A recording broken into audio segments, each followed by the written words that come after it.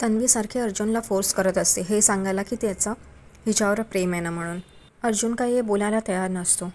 शेवटी तन्वी त्याला एका सोफ्यावर ढकलते आणि स्वतः त्याच्या अंगावर जात असते आणि त्याला किस करणार असते. तेवढ्यातच अर्जुन तिला ढकलतो आणि म्हणतो, माझं तुझ्यावर नाही, माझं फक्त माझ्या सायलीवर प्रेम आहे. आणि हे सायली बाहेरून ऐकत असते. प्रिया आणि अर्जुन तिकडेच एकमेकांकडे रागाने बघत असतात आणि सायली इकडे बाहेर खूपच खुश होते. तिला सगळे आपले आणि अर्जुनचे क्षण आठवत असतात आणि ती सुखावते. ती एकदम भानावर येते आणि परत खिडकीजवळ येते आणि बघते तर प्रिया त्याला ओरडत असते. म्हणते की मला माहिती होतं तू हे सगळं नाटक करतो आणि ती सगळ्या गोष्टी फोडत असते, फेकत असते सगळ्या गोष्टी खालती ज्या तिने सजवलेल्या असतात टेबलावर आणि बलून्स वगैरे सगळे फोडून काढून टाकते. तेव्हा ती म्हणते की मला हे आधीपासूनच माहिती होतं की तू माझ्यावर प्रेम करण्याचं नाटक करतोयस, म्हणून हे मी तुला मुद्दामूनच इकडे आणलं, तुला तुझ्याकडनं खरं वधवून घेण्यासाठी. ती त्याला धमकी देत असते की मी तुझ्यासारखे 5 अर्जुन सुभेदार यांना मी पुरवून उरेन. आणि ती म्हणते थांब, आता मी बाबांनाच फोन करते, ते तुला वकिली भाषेत समजवतील जे काय समजवायचं आहे. तेवढ्यातच इकडे सायली पण डचकते. ती म्हणते आत्ता तरी रविराज काकांना हे कळायला नको, म्हणून ती दरवाजा ओढत असते. ओढून ती ते कडा काढते आणि ती आत शिरते. तेव्हा प्रिया म्हणते मला माहितीच होतं ही बाहेरून सगळ्या गोष्टी ऐकते, आलीस आत ये. सायली तिच्या हातनं फोन ओढून घेते. सायली त्या दोघांनाही धमकी देते. ती त्यांना म्हणते की मी तुम्हाला सोडणार नाही, तुम्ही एका नागिणीच्या शेपटीवर पाय दिलात, आता बघा मी काय करते. आणि ती तिथून निघून जाते. इकडे अर्जुन आणि सायली दोघंच असतात. अर्जुन सगळं आवरावरी करतो आणि सायलीला तिथं स्तब्ध उभी असते आणि तिला फक्त ते अर्जुनचे शब्द आठवत असतात की माझ्या सायलीवर प्रेम आहे.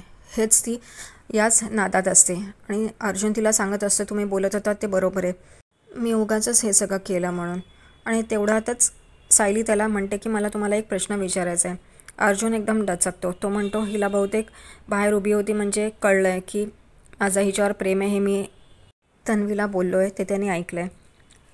तेवढ्यातच घराचा दरवाजा उघडतो आणि रविराज, पूर्णा आजी, कल्पना आणि प्रतिमा येतात.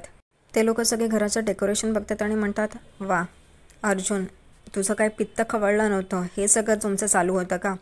तर पूर्णा आजी म्हणतात कल्पना मला सांगतच होती की ह्यांना काहीतरी एकांतात वेळ घालवायचा असेल म्हणून हे सगळं नाटक केलं असेल. तर ते खरंच आहे. आणि ते हसतात सगळेजण. तेव्हा अर्जुन विषय बदलतो आणि म्हणतो अरे वा, प्रतिमा आत्याच्या चेहऱ्यावर एवढं हसू आहे, तिला नाटक खूप आवडलं वाटतं. आणि सगळेच हसत असतात. तेवढ्यात तन्वी चेंज करून बाहेर येते.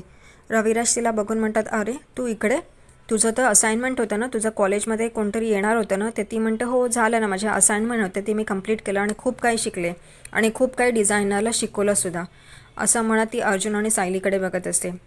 आणि ते सगळेच निघून जातात. नंतर अर्जुनसुद्धा तिकडून निघून जातो आणि सायली तिकडेच त्या विचारातच असते जे अर्जुन बोललेला असतो की त्याचं सायलीवर प्रेम आहे म्हणून.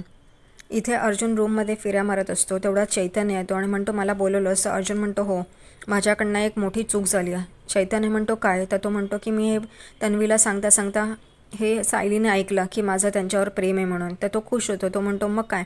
तर म्हणतो तुला कॉन्ट्रॅक्ट नाही का आठवते, असं कोणाच्या मनातही फिलिंग्स आलं तर ते कधीही कॉन्ट्रॅक्ट सोडून जाऊ शकतात. आणि सायली जर का गेल्या तर हे असं चालू असतं. तेवढ्यातच चैतन्य त्याची मजा लुटत असतो.